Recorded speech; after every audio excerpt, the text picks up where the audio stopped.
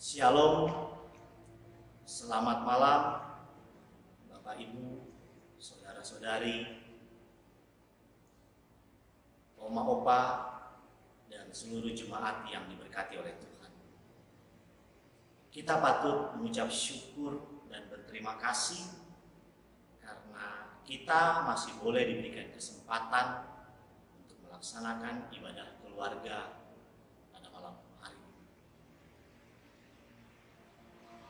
Dari pembacaan Alkitab yang barusan kita baca, yang terambil dari Yesaya pasal 40 ayat 9 sampai dengan ayat yang ke-11, di mana mengambil tema Allah Gembala yang baik.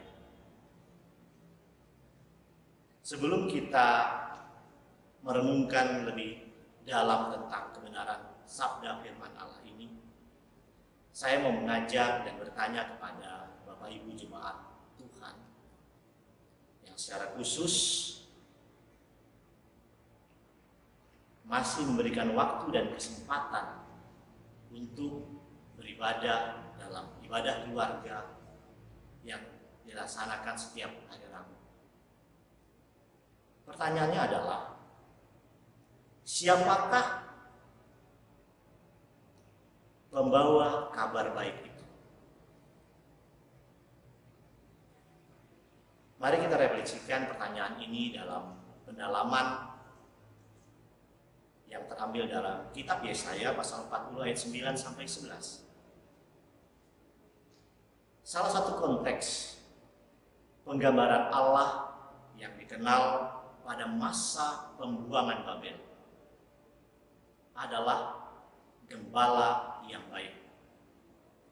Hal ini disampaikan oleh Yesaya, di mana hakikat manusia sebagai makhluk yang tidak kekal, simbolistik ketidakkekalan itu adalah rumput dan bunga. Di mana kita tahu Bapak Ibu bahwa rumput dan bunga itu dapat kering dan layu. Itulah nasib manusia yang rentan dan rapuh. Bahkan kita bisa mati. Tetapi Allah memberikan manusia bagian dari hidup ilahi, yaitu nafasnya. Jika Bapak Ibu jemaat Tuhan membacakan, bisa membaca dalam Sabda Bina Umat di pagi hari, renungan pagi hari di ayat yang ke-7, bahwa Allah memberikan manusia bagian dari hidup ilahi itu, yaitu nafas. Atau yang kita kenal, nafas itu merupakan roh Allah itu sendiri. Inilah yang membuat manusia bisa selalu hidup. Kita bisa akrab dengan sesama, dengan mendengarkan kebenaran akan firman Tuhan.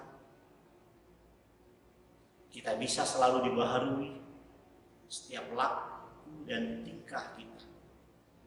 Oleh sebab itu, karya pembaharuan Allah atas Yehuda menempatkan umatnya ini merupakan status sekaligus identitas baru, yaitu pembawa kabar baik.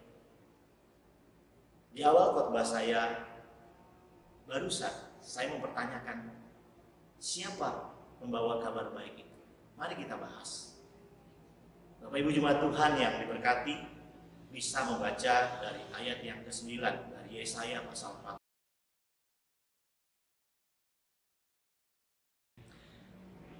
Setiap orang adalah pembawa kabar baik yang nampak dari perilaku hidupnya sehari-hari, baik melalui pikir, tutur, dan laku. Hal ini bisa kita ambil contoh pada saat ini kita beribadah, kita mendengarkan kebenaran akan firman Tuhan, di mana Sang pembawa kabar baik itu akan menyampaikan kebenaran firman Tuhan itu. Dia berusaha menghidupinya dalam keseharian bersama dengan sesama. Jadi firman yang kita dengarkan itu setiap hari, itu akan menguatkan iman kita terhadap sesama. Kita bisa merefleksikan, mengambil kabar-kabar baik, bukan kabar-kabar yang tidak baik dari pemberitaan firman Tuhan atau informasi-informasi yang ada. Nah, di sini juga dikatakan, kalau kita membaca pada ayat 9 dan ayat sampai ayat yang ke-10 poin A, dikatakan, nyaringkanlah suaramu kuat-kuat dan jangan takut. Ini berarti sebagai pembawa kabar baik, kita tidak boleh takut. Mengapa kita tidak boleh takut? Karena Tuhan akan menopang kita, menolong dan memampukan kita agar kabar baik yang kita berikan, yang kita sampaikan, mendapat tempat di hati setiap pribadi sebagai anak-anak Tuhan. Oleh karena itu, Allah memberikan kita kekuatan dan dengan tangannya yang berkuasa akan memperlengkapi kita. Begitu juga seorang pembawa kabar baik pasti ada bersama dengan Tuhan Allah. Hal ini bisa Bapak Ibu Jemaat Tuhan melihat di dalam Yohanes pasal 1 ayat 1 sampai dengan ayat yang kedua. Sang firman itu ialah Allah sendiri.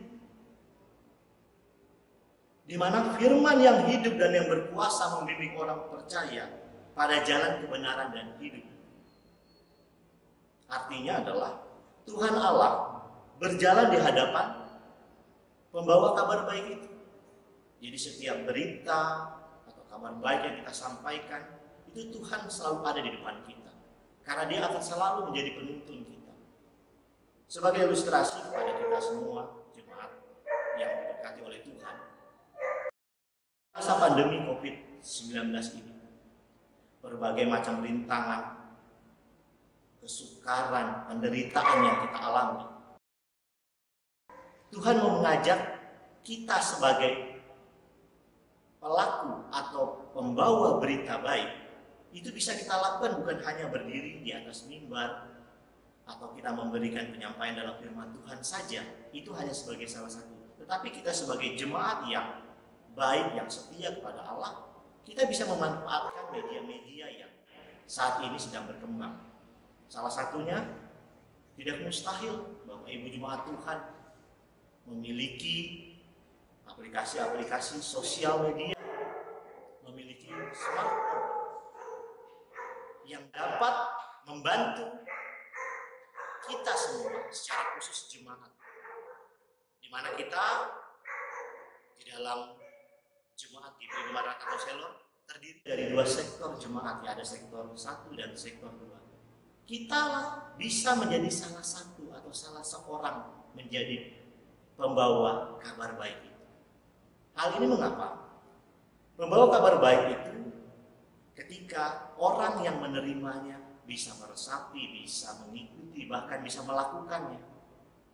Berarti kita salah satunya bisa menjadi orang yang menjadi kepercayaan yang Tuhan berikan kepada kita melalui informasi itu. Bukan informasi-informasi yang bersikap negatif, bukan.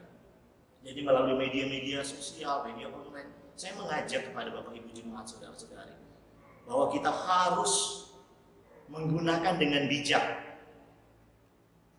menggunakan hal-hal itu dengan hal-hal yang positif, memberikan kabar sukacita, kabar baik kepada semua orang. Karena dengan kabar baik itu orang akan memperoleh informasi, akan memperoleh sukacita. Dan puji Tuhan jika mereka bisa meresapi dan menjalankan. Bapak Ibu Jemaat Tuhan yang terkasih, kalau kita beralih ke ayat selanjutnya, karena di pembahasan kita pada malam hari ini cuma 3 ayat, dan kita akan memahami konteks pada ayat yang ke-11 pada saat ini di Yesaya 40. Bahwa hal ini digambarkan seperti seorang gembala yang menuntun kawanan ternaknya, yaitu kita manusia, orang yang percaya, yang telah dipercayakan Allah, kita diharapkan juga bisa menjadi seorang gembala. Jadi seorang gembala itu bukan hanya gembala ternak atau hewan-hewan, tetapi kita juga bisa menjadi gembala orang-orang yang percaya sekitar kita. Kita bisa menjadi orang yang berpengaruh, yang memberikan perlindungan, yang kita bisa memberikan keamanan, kenyamanan bagi kawanan-kawanan domba yang kita pelihara. Nah, hal ini bisa kita refleksikan melalui dengan apa sih tugas seorang gembala terhadap kawanan ternaknya. Yang pertama adalah dia bisa menghimpun, bisa mengumpulkan, bahkan menyatukan kita. Ya, kita mulai dari hal terkecil, dari lingkungan keluarga kita sendiri. Kita mencoba mengumpulkan lingkungan keluarga kita. Kita bersyukur dengan masa pandemi COVID-19 ini, kita bisa selalu berkumpul bersama-sama dengan keluarga. Mari kita manfaatkan momen itu, kita ambil hikmah baiknya. Itu tugas seorang gembala yang pertama. Dan yang kedua adalah dia juga bisa sebagai orang yang memangku, di mana kawanan domba atau ternaknya, yaitu kita sendiri orang yang percaya itu bisa merasa aman ketika kita dipangku, kita dilindungi, kita bisa disayang dan kita bisa diperhatikan. Dan tugas yang ketiga seorang gembala itu, dia bisa menuntun, di mana maksudnya adalah kita bisa diarahkan, kita bisa dibimbing supaya tidak menyimpang ke kanan, ke kiri, melainkan kita bisa tetap berjalan lurus ke arah yang benar. Itu maksudnya. Nah, melalui perenungan sabda firman Allah pada kesempatan malam hari ini, kita bisa merefleksikan tentang tema ini, bahwa Allah adalah gembala yang baik melalui kehidupan kita sehari-hari. Pertanyaannya adalah, maukah kita tetap setia menjadi seorang pembawa kabar baik itu dalam setiap hari? Maukah kita, Bapak, Ibu, Saudara, dan saya menjadi seorang pembawa kabar baik dalam hidup setiap hari? Di tengah berbagai panggilan dan pemutusan yang Tuhan percayakan bagi kita masing-masing. Itu dulu yang menjadi hal pokok mendasar kita. Maukah kita menjadi seorang membawa kabar yang baik? Jawaban itu bisa Bapak Ibu jemaat Tuhan, saudara-saudari, oma opa bisa resapi di hati kita masing-masing. Maukah kita? Bersediakah kita? Karena apa? Ketika kita diberi kesempatan menjadi pembawa kabar baik, janji Tuhan itu ialah iya dan amin. Sebagai seorang gembala yang baik, menjadi jaminan dan kekuatan bagi kita orang percaya bahwa ia selalu ada bersama dengan kita. Karena apa? Ia atau Tuhan adalah Sang Immanuel yang selalu menyertai kita. Mengakhiri perenungan kita pada malam hari ini, saya mengajak Bapak Ibu jemaat Tuhan, begitu juga saya, mari kita arahkan pandangan kita kepada Allah yang akan terus menuntun hidupmu pada kebenaran Kristus, dan setialah sebagai seorang pembawa kabar baik. Setialah sebagai orang yang bisa memberikan informasi-informasi yang bersifat positif untuk sesama, secara khusus jemaat Tuhan GPIB Maranatha Tanjung Sewu. Mari kita nyatakan karyamu dan kesaksian kita yang benar, agar nama Tuhan dapat dimuliakan, bukan dipermalukan. Sekali lagi, saya mengajak jemaat Tuhan, Bapak, Ibu, Saudara-saudari yang berkesempatan mengikuti ibadah keluarga pada malam hari. Mari kita mulai dari lingkungan terkecil kita, sekeliling kita, yaitu keluarga. Mari kita menjadi seorang pemimpin, seorang penuntun, seorang pembawa kabar baik bagi anak-anak kita, istri kita, begitu juga sebaliknya. Setelah itu kita bisa lakukan dan kita resapi, kita pahami secara otomatis untuk tetangga sekeliling kita dan untuk jemaat kita akan berdampak bagi kemuliaan Tuhan. Kiranya firman Tuhan pada malam hari ini bisa memberikan kita hikmat, kesadaran akan kita tetap harus setia walaupun persoalan pergumulan hidup yang kita hadapi pada masa saat ini sangat begitu berat, tapi kita tetap yakin dan teguh serta percaya bahwa janji Tuhan itu adalah iya dan amin.